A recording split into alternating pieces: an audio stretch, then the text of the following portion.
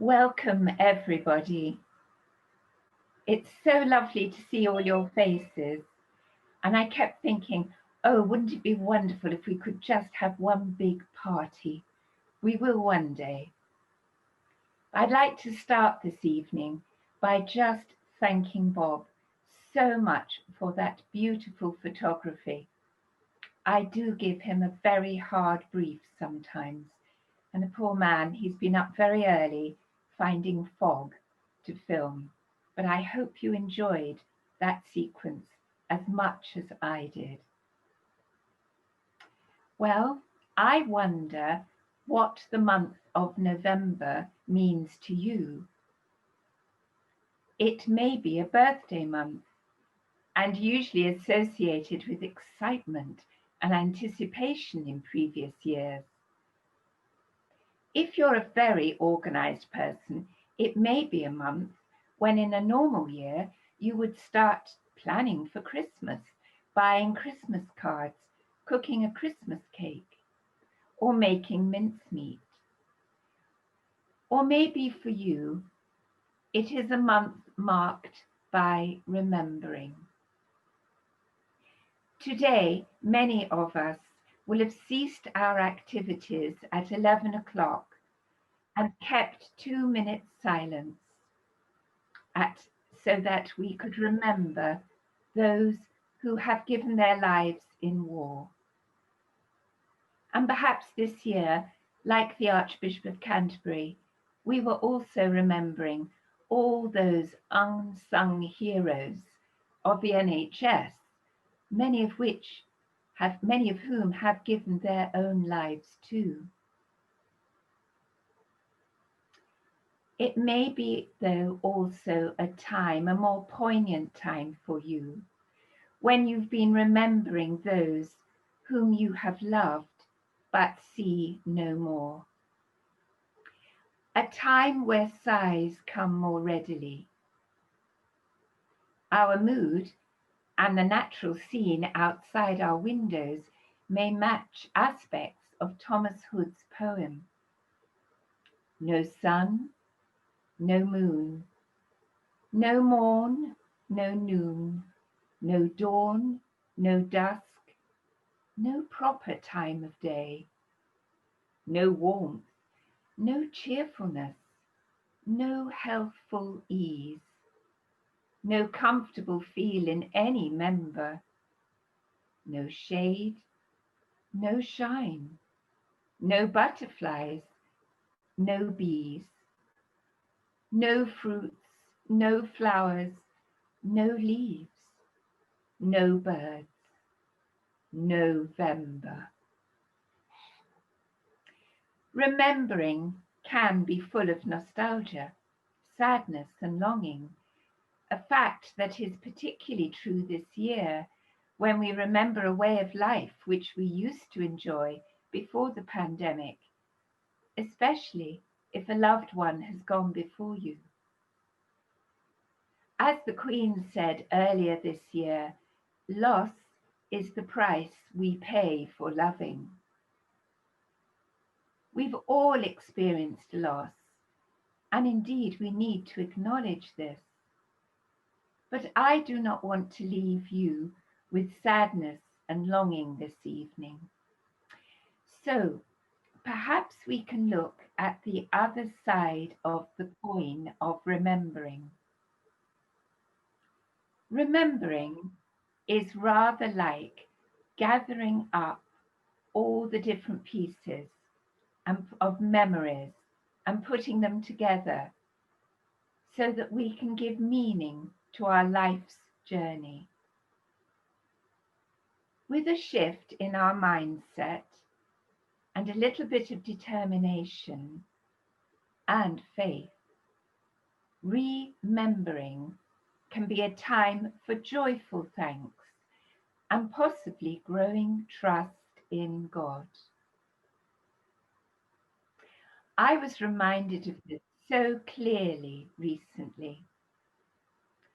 On television, I watched Michael Palin, the traveller and broadcaster, remembering his travels over 30 years ago in the Sahara Desert.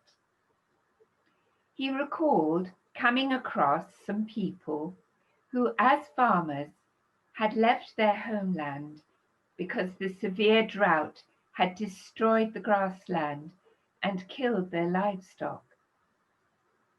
These people had every right to complain and feel bitter about their lot. They now lived in tents made from scraps of canvas and flattened oil drums. But the joy in their smiles as they gave hospitality to Michael Palin was palpable. Language was no barrier. You could see their happiness and inner joy. Michael Palin asked them why they were so happy when they'd lost everything. They replied they had not lost everything. They had each other, and each day was a gift from God. They were thankful for the blessings God gave them each day. It was humbling to watch their gentle contentment and trusting faith.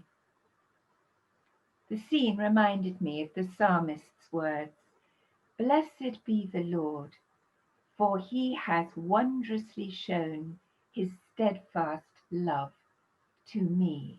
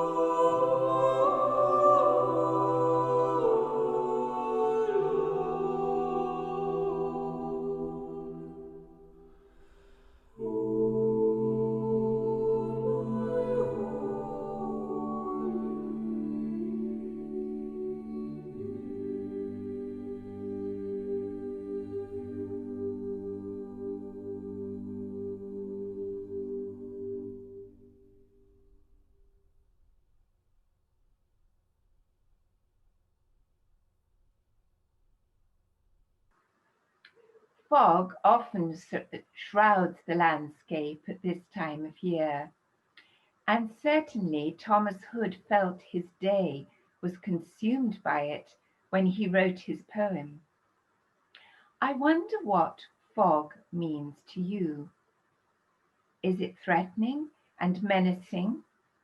Or can mists and fog feel embracing, a welcoming presence of closeness and comfort?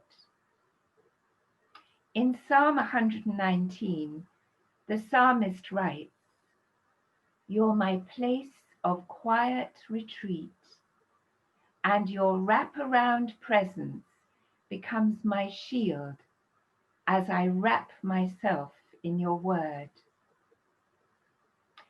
A few weeks ago, a beautiful sight occurred in Abington. Following a day of heavy rain, late sunshine emerged. As dusk approached, I saw a mist billowing over the fields near my home. I stood still, let go, and allowed the mist to envelop me.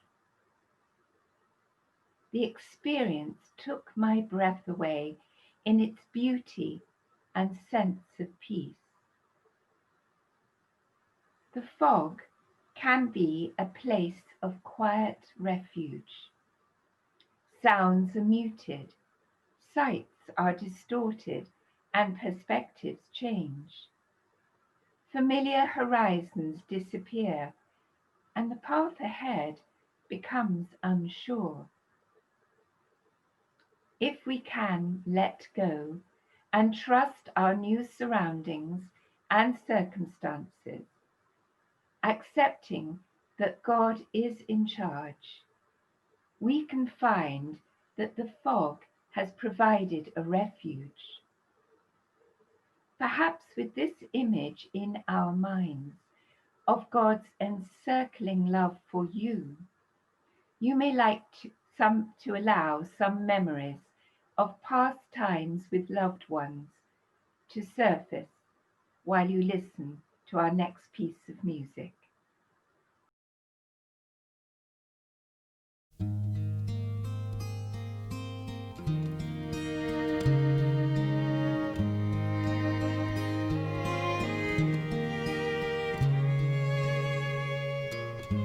Midnights in winter, the glowing fire lights up your face in orange and gold. I see your sweet smile shine through the darkness. Its line is etched in my memory, so I'd know you by heart.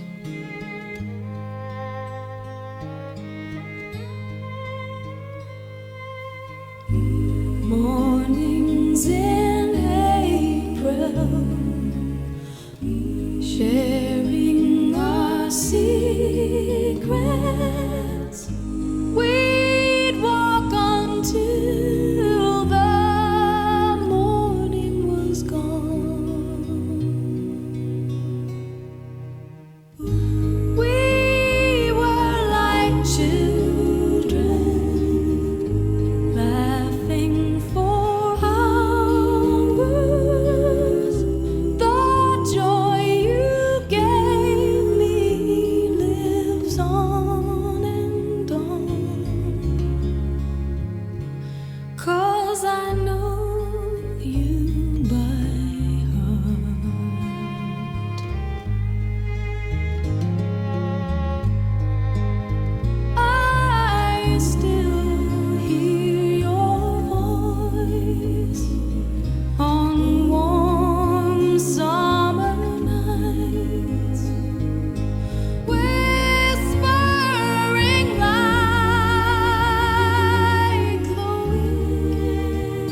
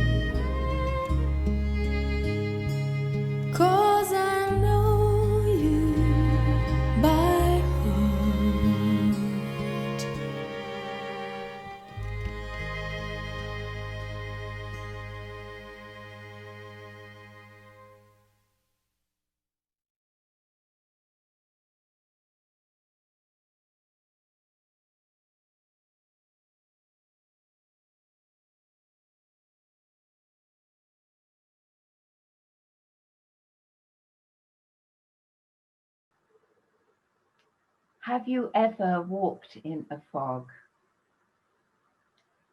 When I walk and a dense fog surrounds me, I don't look for the horizon. I keep my eyes on my feet and the next step I need to take so that I don't trip or fall. Occasionally, I may look for signposts that help me know that I'm still on the right path, but I need trust to believe that the horizon is still there. I may search for the sun shining faintly through the mist, hoping that it will give some sense of direction. No map will help at the moment, and the temptation is to resolve the problem with frantic effort and activity, perhaps choose my own path. But maybe I am not required to take another step. Although the weather is most inhospitable, I am being encouraged to stop, find somewhere to sit, and rely on my inner compass, the Spirit of God within me. This inner compass resides in my heart, not my head. I need to be still and metaphorically let the needle of my inner compass come to rest. Only then can I let go and let God have control of the situation. Jesus practiced this centering prayer every time he had to make a big decision. He withdrew to a quiet place. Often it was a mountain in the hours before dawn, when a heavy mist may have obscured the landmarks and his surroundings. Here he felt close to God, enfolded by his presence.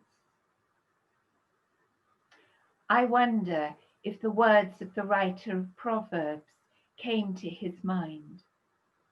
Trust in the Lord with all your heart and do not rely on your own insight. In all your ways, acknowledge him, and he will make your paths straight. God wants us to become like little children, whose simple faith is to be emulated and admired. This time of stillness and waiting is an opportunity to look back to other times when you may have felt uncertain in a world of fog. I wonder if you can recall a time when you could not see the way ahead. What happened in the end? Did you find you were given the resources to cope with it?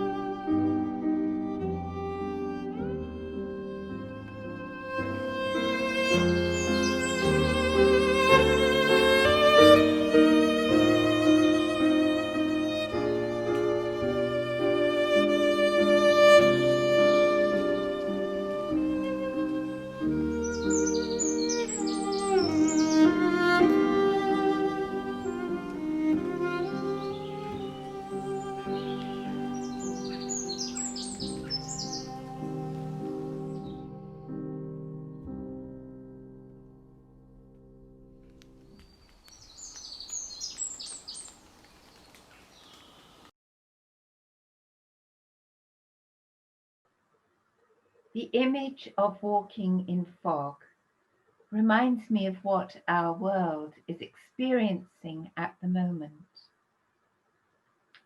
Uncertainty, murky horizons, unsure steps ahead, glimmers of hope with a vaccine possibility. But if we look around, we see that the fog we seem to be living in is actually God's wrap-around presence that can provide a place of quiet retreat in a second lockdown.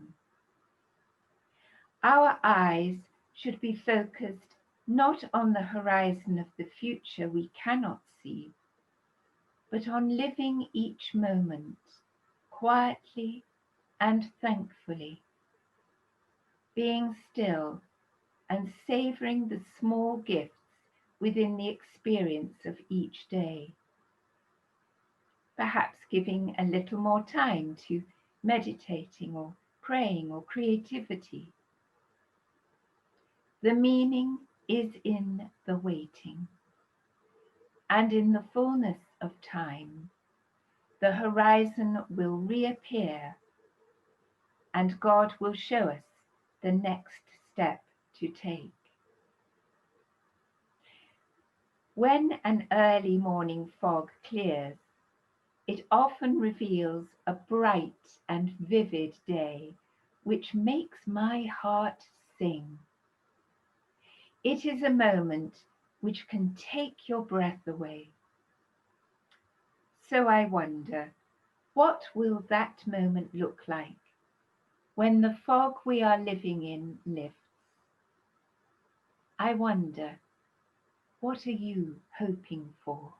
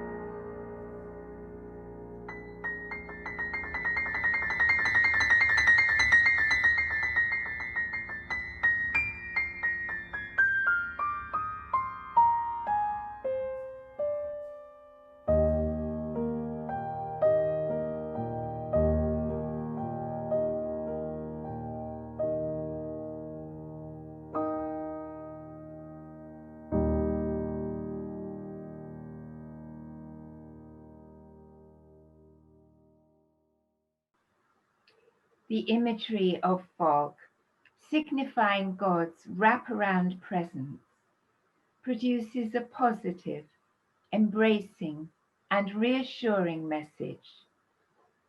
But we often confuse fog with the dreaded smog which haunted my childhood.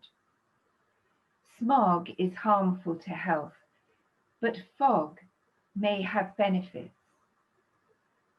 When life is uncertain and the horizon obscured, we think it is bad for us, when really God is saying, I am your place of quiet refuge. My wraparound presence is your shield.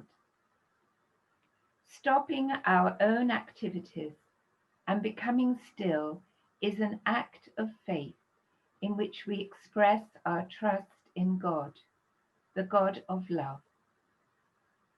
It is about being rather than doing, about becoming rather than achieving. It is enough for us to feel that we are in God's presence, whether or not we receive anything from Him. Remember, fog always clears. So now, if you'd like to find something to wrap around yourself if you want to, we're going to have our stilling, become quiet, and then go into 20 minutes silence, which today will be pure silence. It is a time for remembering, or it is a time for just being. So let us enjoy that silence.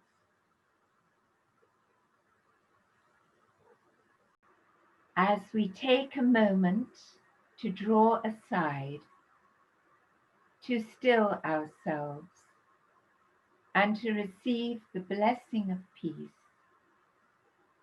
notice your breathing as you make yourself comfortable.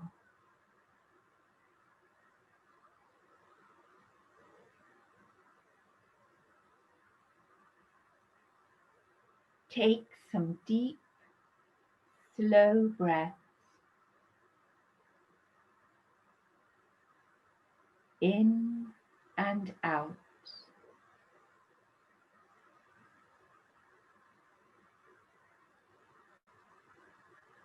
In through your nose and out through your mouth if you can.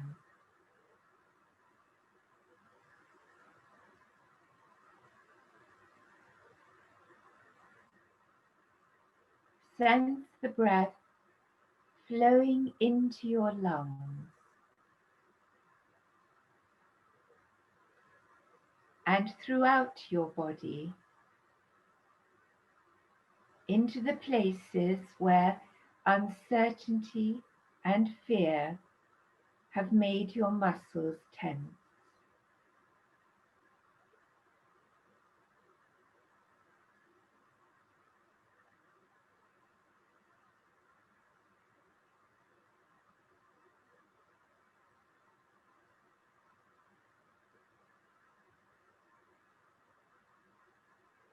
Relax your shoulders, your forehead, your jaw, and anywhere else where tension resides for you.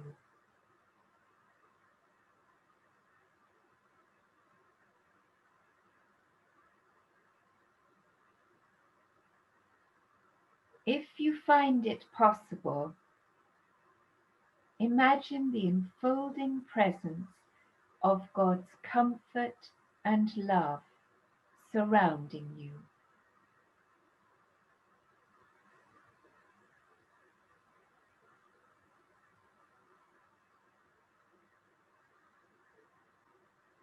Behold, I am with you always.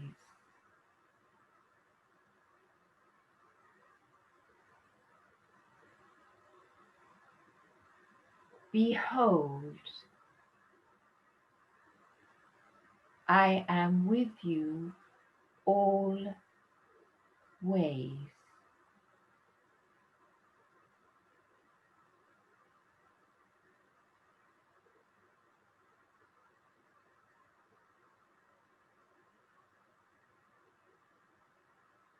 Behold, I am with you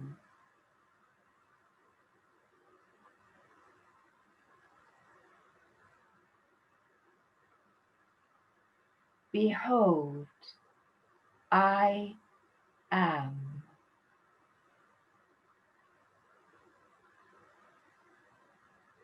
Behold,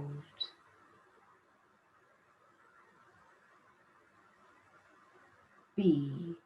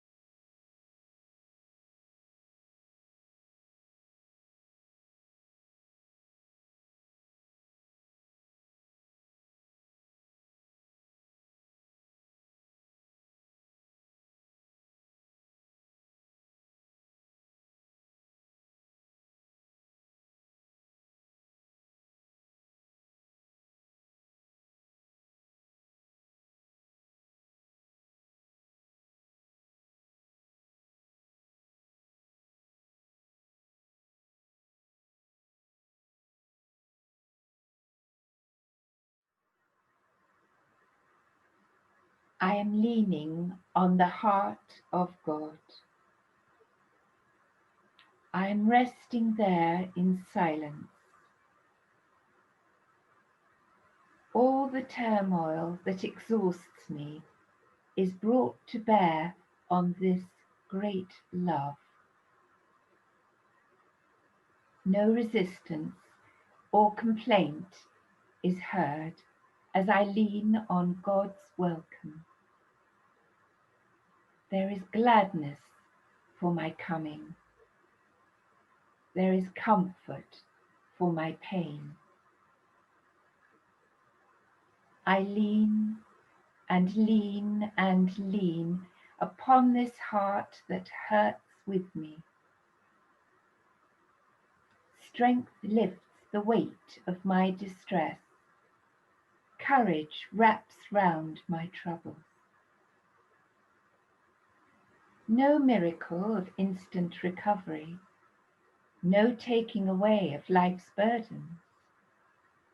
Yet there is solace for my soul and refuge for my exiled tears. It is enough for me to know the heart of God is with me, full of mercy and compassion, tending the wounds I bear.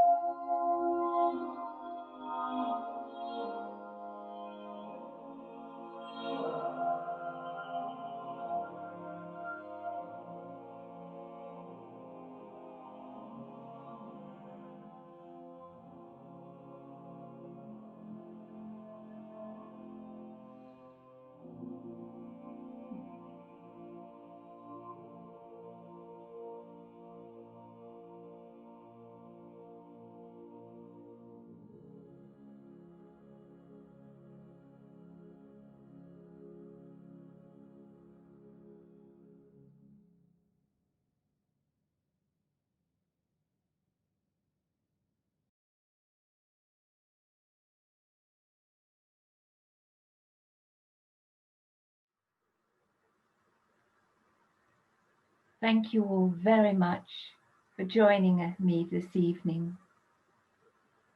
It's been an utter pleasure. And thank you, Bob, for your wonderful photography and for getting everything to run so smoothly. Bless you all, and I wish you a very good night's sleep. And may the God of love enfold you until we meet again.